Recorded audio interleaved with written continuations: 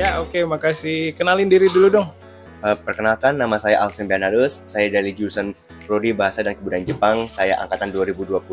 Oke, sip. Oh, 2022 ya? Iya, 2022. Oke. Sip, makasih Alvin. Nah, Alvin ini kan baru pulang dari pelatihan jangka pendek Bahasa dan Kebudayaan Jepang di Universitas Kobe Shoin di Jepang ya.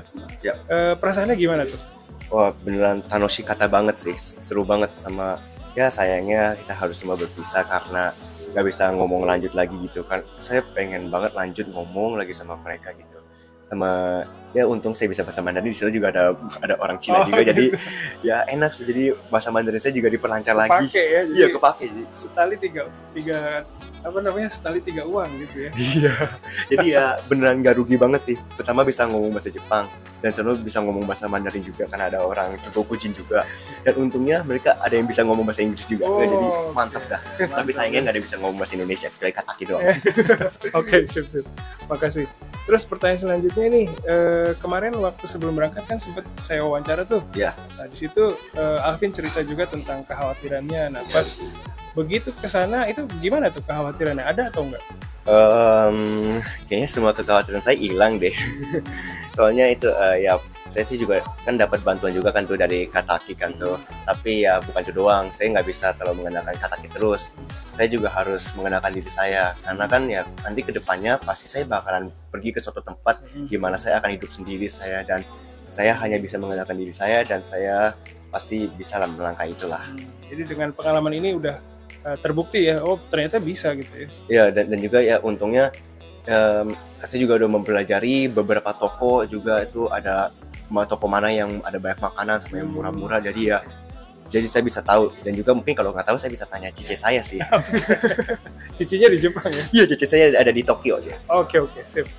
Pertanyaan selanjutnya nih, ini baru pertama kali ke Jepang ya Alvin? Ya, benar. Nah, bisa diceritain nggak kesannya Alvin terhadap Jepang tuh kayak gimana? Oh, Jepang itu tempatnya beneran rapi banget. Saya lihat jalanannya lurus tuh, kayak di tiap jalanannya itu beneran rapi, bersih.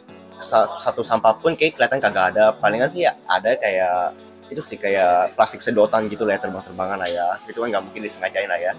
Dan itu beneran bersih banget. Itu menunjukkan orang-orang Jepang penuh dengan tanggung jawab sama mereka menjaga dan merawat negara mereka sendiri. Itu beneran patut dicontoh. Oke, jadi kesan yang misalnya ada di buku pelajaran sama di yang beneran itu sama gitu. Iya bener. Mereka beneran merawat lingkungan mereka banget. Oke, sip. Terus ini pertanyaan selanjutnya mengarah ke tentang finansial nih. Waduh. Nah, ini kan program ini memang membutuhkan kekuatan finansial dari pesertanya ya. Yeah. Nah, kalau dihitung secara kasar dari awal bikin paspor sampai akhir pulang ke rumah itu habis berapa tuh? Kayaknya perkiraan kalau menurut saya semuanya habis 25 juta deh kayaknya deh. Bisa jadi 25 juta ke bawah atau mungkin kayaknya 25 juta ke atas juga ada kayaknya. Soalnya ya kurang lebih lah 25 juta lah, kurang lebih.